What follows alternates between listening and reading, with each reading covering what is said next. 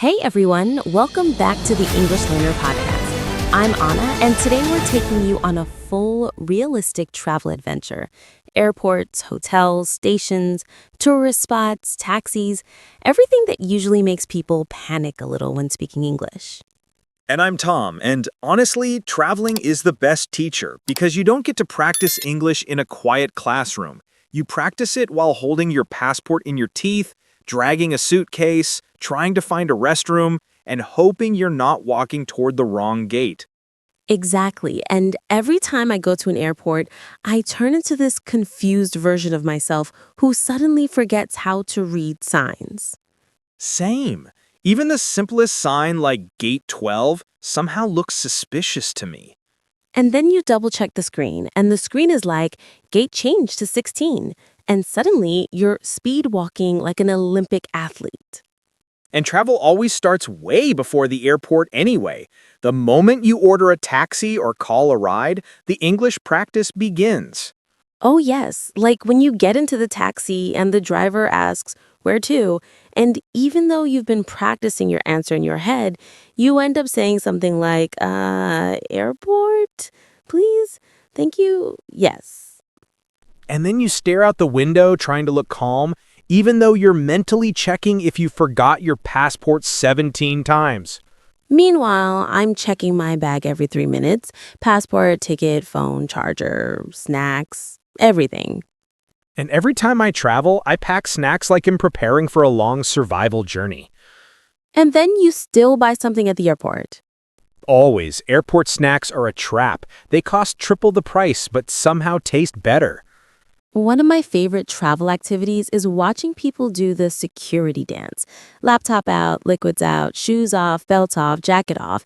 You basically undress just to go through a machine that judges you. And then the moment you put everything in those gray trays, you pray you remember what goes where. And there's always that person who forgets their water bottle.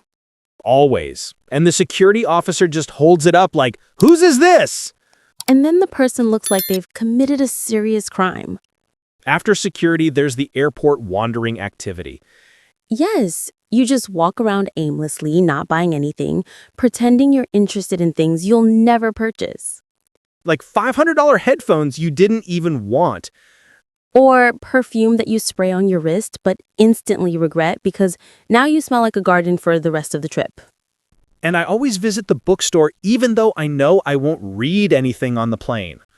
This book looks nice, you say, and then you end up watching movies instead. Getting food before a flight is another adventure. Yes, because you have to order fast before your gate closes. And the cashier says, "For here or to go," and your brain freezes like you're taking a final exam.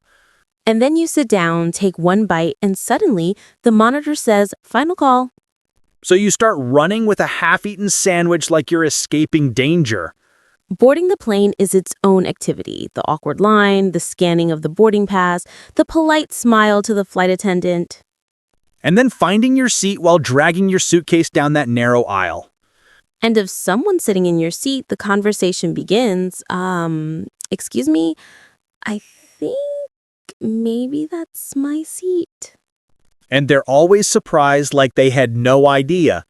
Then comes the overhead bin struggle, which is basically workout. And then the seatbelt struggle, the headphone struggle, the trying not to fall asleep before takeoff struggle. Traveling is basically just a collection of struggles that become funnier later. The activities don't stop when you land either. Immigration is next. The officer asks, purpose of your visit? And you answer like a robot. Tourism, vacation, watching things, eating food. And they stare at you like you just confessed to something weird. But then they stamp your passport and suddenly you feel powerful. Walking into a new country is so exciting. And confusing. Very confusing. Especially when you try to find the baggage carousel and the signs lead you in a giant loop. And then you wait and wait and wait, and your suitcase is always the last one to come out. Always. After that, you usually need to ask for help. Buying a SIM card, finding a taxi, asking for directions. And this is where real English happens. Yes! Like when you ask the airport staff, "Excuse me, where can I buy a local SIM card?" And they point somewhere far away, but you pretend you completely understood. But you didn't. Never. Then you walk around trying to look confident while secretly hoping someone magically appears to guide you. When you finally reach your hotel, a whole new set of activities begins. Reception English is its own language. Good evening, checking in, name, passport, how many nights, breakfast included. And you just nod, smile, and hand them everything like you're giving your life away. And then they give you the key card and speak so fast that your brain stops listening after breakfast is... And you walk away like, okay, no idea what you said, but okay.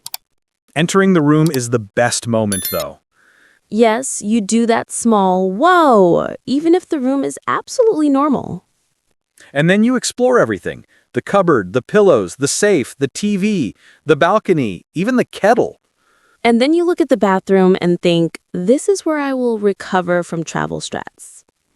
Using hotel elevators is another adventure. Why do hotel elevators move so slowly? They move 100 years. And the buttons never light up the first time. And someone always presses the wrong floor and pretends they didn't. Outside the hotel, the activities continue. Ordering food, asking for directions, buying tickets, renting bikes. Yes, renting bikes in a foreign place is dangerous. Not physically, but linguistically. The worker explains the rules and safety instructions for 5 minutes, and you understand only helmet.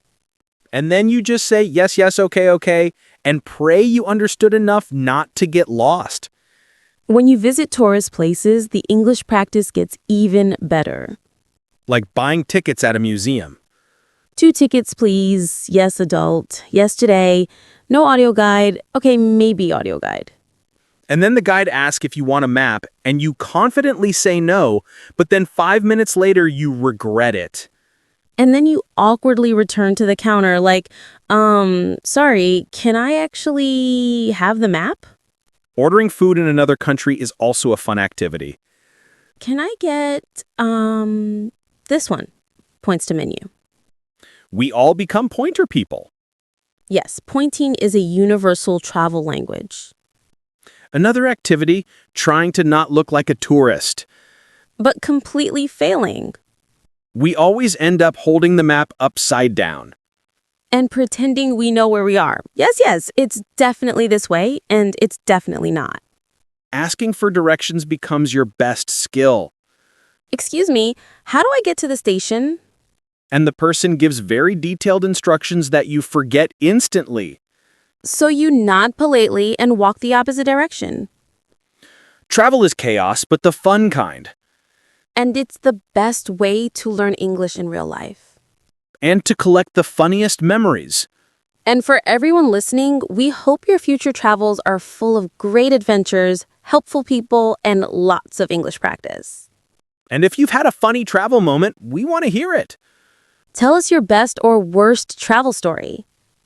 Or the moment you felt the most confused, but also the most alive. Subscribe if you're enjoying these episodes. Share the podcast with other learners who love travel. And leave a comment. We really read every single one. Thanks for joining us today. And wherever your next trip takes you, Enjoy the journey. and don't forget your passport.